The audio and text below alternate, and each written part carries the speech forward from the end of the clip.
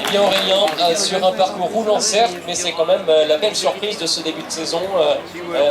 On a vite senti que tu avais les très bonnes jambes aujourd'hui. Ouais, bah, de toute façon, j'ai pris un mauvais départ, j'étais super loin, je devais être aux alentours de la 10e place. Après, de toute façon, je n'avais pas le choix, hein. Si je voulais faire la course devant, il fallait que je remonte au plus vite.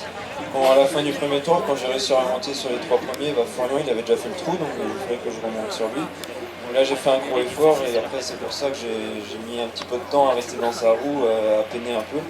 Et après, bah, j'ai senti que dans tout ce qui était partie physique, technique, j'étais pas trop mal. Donc bah, j'ai essayé de me mettre devant et de m'imposer un peu ma cadence. Mon Florian était très costaud. À chaque fois que j'accélérais, il suivait. Il était toujours dans ma roue et c'était vraiment très dur de décrocher.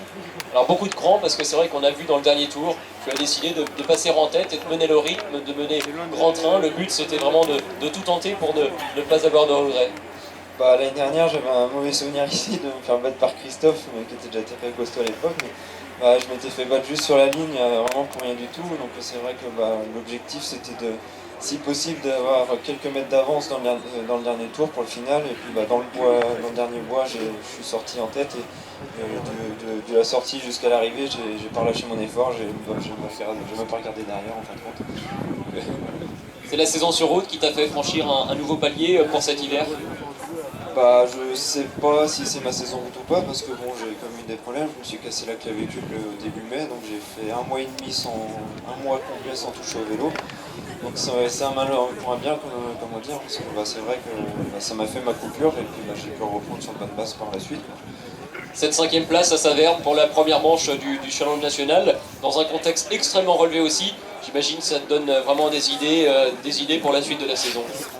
Ouais, bah, c'est vrai que l'objectif cette année, c'est le point de vue national, c'est j'aimerais bien moi avoir une sélection.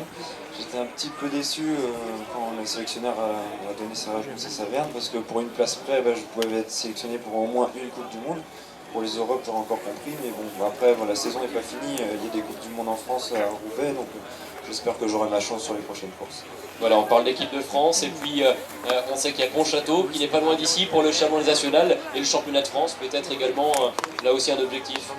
Ah, le France, c'est un objectif pour tout le monde, donc c'est vraiment particulier comme course. On peut être très bien comme c'est vraiment dans un mauvais jour.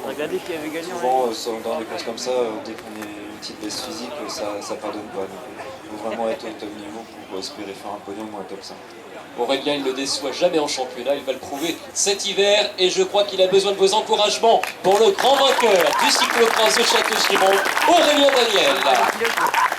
Il succède donc à Nicolas Corvez, à Guillaume Benoît, mais aussi à Florian Lecor justement, à Mathieu Boulot, palmarès de ce cyclocross de Château-Chiron.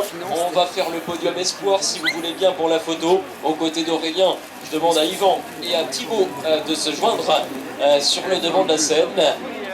Et en attendant, Christophe Le Bouennec et Miguel Philo, s'ils sont avec vous, s'il vous plaît.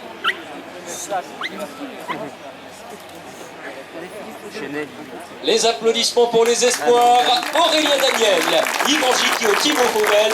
La relève est bien présente. Nous avons de très beaux champions et ça promet pour l'avenir.